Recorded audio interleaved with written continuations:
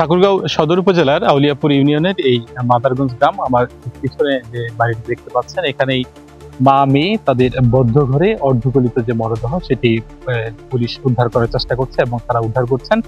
স্থানীয়রা বলছেন যে প্রায় বেশ 2-3 দিন তারা বলছেন অনেকে, তবে আজকে এক মাঠ কর্মী তাদের খোঁজার জন্য এখানে আসেন। আসার পরে কিন্তু তাদের কোনো সারা শব্দ না পেয়ে তারা একটু দরজা কেটে দেখেন যে ভিতরে তাদের মরদেহ রয়েছে। আমরা একটু বিস্তারিত জানানোর চেষ্টা করব যে কি কবে থেকে বা কিভাবে এই মা মেয়ে তাদের বদ্ধ করে মরদেহ উদ্ধার করা হয়েছে এবং কিভাবে এই ঘটনা ঘটে সেটি একটু জানবার চেষ্টা করব।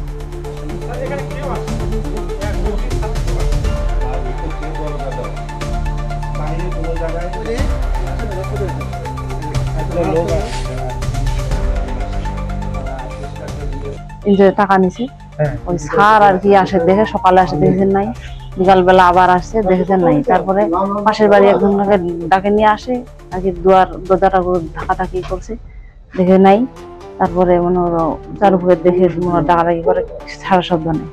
তারপর 2-4 জন মানুষকে ডাকে আনে, দেখে কোনো কিবা নেই। তারপরে এই তো পুলিশ প্রশাসনকে বিষয়টা জানে, এই আর কি এত দূর। আমি তো বাসা থেকে শুনলাম যে এখানে মা আর মেয়ে মারা গেছে।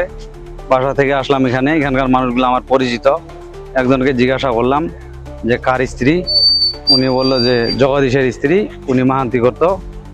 তো উনার হলো দ্বিতীয় পক্ষ, প্রথম পক্ষ এখানে শ্বশুর বাড়ি। তো ওই উনার কাছে শুনলাম যে উনার সাথে কোনো সংযোগ নাই, এদের মানে ছোট বউয়ের সাথে কোনো সংযোগ নাই। উনার বাসায় এখানকার এলাকাবাসীরও কেউ যায় না, দরকারও হয় না, যায়ও না। এরপরে ওখানে যে কবে যে মারা গেছে এই আমরা আসলাম দেখতে।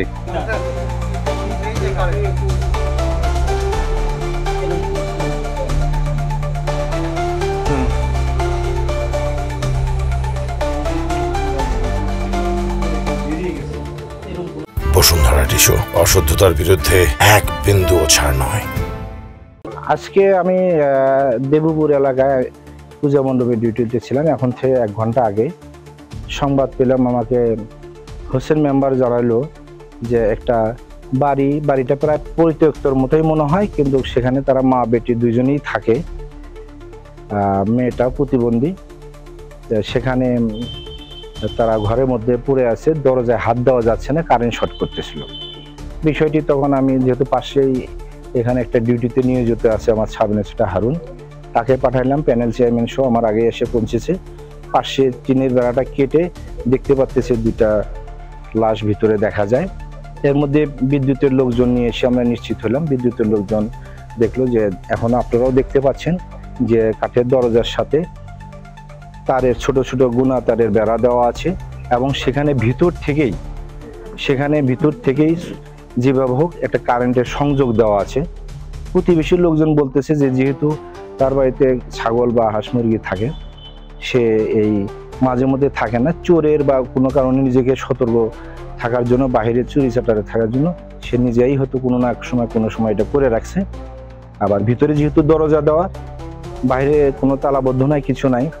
তা এতে এখন পর্যন্ত আমাদের কাছে মনে হচ্ছে যে ওই বিদ্যুতের শর্ট সার্কিটের কারণেই তাদের মৃত্যু হয়েছে।